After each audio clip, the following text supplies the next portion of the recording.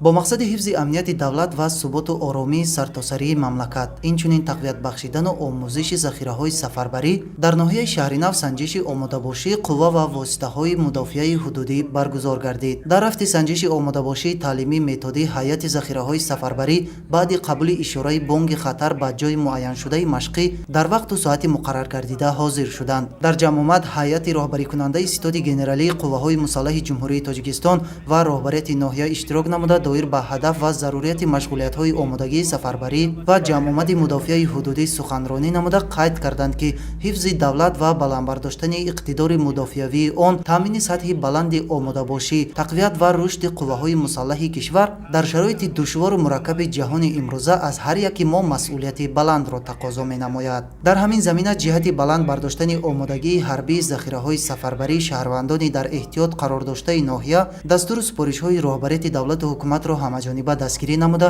баҳри ҳифзи ватан, пойдории сулҳу субот ва зиндагии осоиштаи мардум саҳми арзанда мегузоранд. ҳамин тариқ теъдоди иштирокчиёни қувваҳои эҳтиётӣ ки зиёда аз 5000 нафарро ташкил медод, ба гурӯҳҳо тақсим шуда омодагии хешро барои сафарбар гардидан баён доштанд. дар баробари ин техникаҳои хоҷагии халқ ба нуқтаи ҷамъшавӣ ки он тибқи матлаби машғулиятҳои омодагии сафарбарӣ ва ҷамъомади мудофиаи ҳудудӣ муайян шуда буд, дар вақту соати муқаррар гардида ҳозир шуданд. мавриди зикр аст ки қувваҳои эҳтиётӣ ё худ захираҳои сафарбарӣ дар сурати эҳтимолияти таҳдиди хатар барои тақвият бахшидани ҳайати қувваҳои мусаллаҳи ҷумҳурии Тоҷикистон, сохторҳои қудратӣ ва мақомоти ҳифзи ҳуқуқи мамлакат нақши калон бозида дар самти баланд бардоштани иқтидори мудофиавии кишвар саҳми арзанда мегузорад.